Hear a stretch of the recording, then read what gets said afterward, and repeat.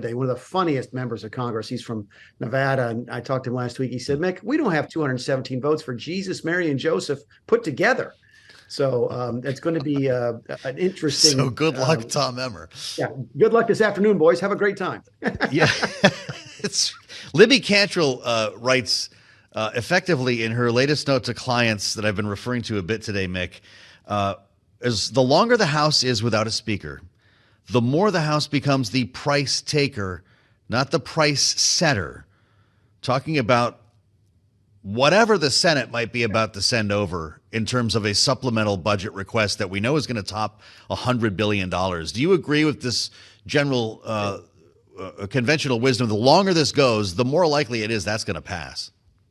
Yeah, and I think, by the way, I hadn't thought of it in that terms, but that is the exact right way to look at it. If you're markets, what do you think? You're wondering what's going to pass?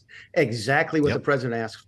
That's it. Whatever, 110, 210, pick a number. 1.4 trillion. It doesn't make any difference right now. It's going to pass because the Senate will pass it as is. There'll be enough Republican votes to go along with this. Keep in mind, I think the lion's share, if not the majority of the money, is actually Ukraine money, not Israel money.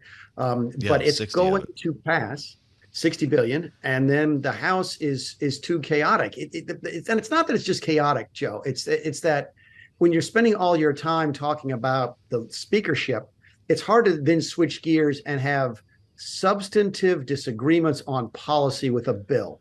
You lose the moral high ground when you can't get your act together. So there's going to be probably, enough Democrats, Republicans who will vote with every Democrat that if it comes to the floor on the House, it'll pass. Now, that's going to be part of the discussion right tonight is the conservatives, fiscal conservatives, are going to want to know from each of the 9 contenders, how do you propose to deal with a supplemental spending bill? And how do you propose to deal with the government funding bill? That's going to be a big part of the conversation this evening.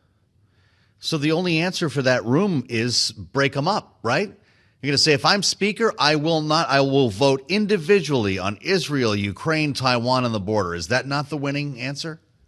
It's part of the winning answer, but then what happens when nothing passes? And listen, you can afford technically not to pass anything for Ukraine and Israel. It's a huge political price to pay. Don't get me wrong. And I'm not suggesting it, but the world doesn't really end in Washington, D.C. if you don't fund Ukraine and Israel, at least for a short period of time. If you don't fund the government shuts down. And I've talked about how that's not nearly as big a deal in the real world as people think it is, but Washington's not the real world. They think it's the end of the world up there if the government shuts down.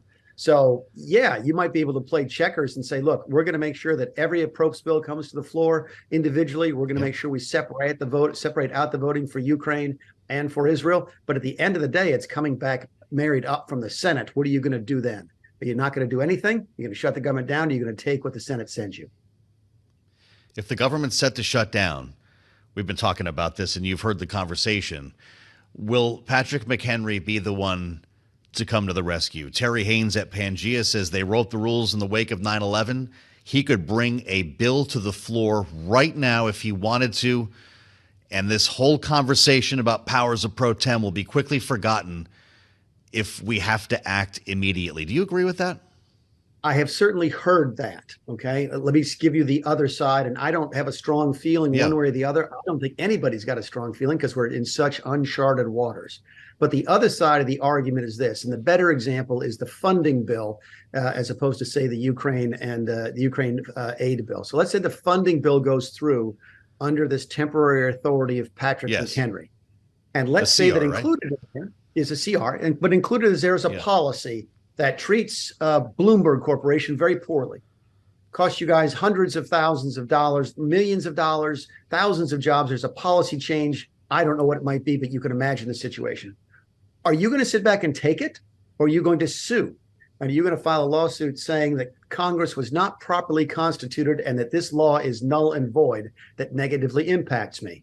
Regardless of whether or not that's a meritorious claim in the long run, it's going to add added uncertainty to what comes out of that building. And that is not good right now. So I think everybody prefers that they not go the pro tem way because it is so murky. And while your other commentator may be absolutely right, it may take us 6 months or a year to the courts to figure out if that were the case or not.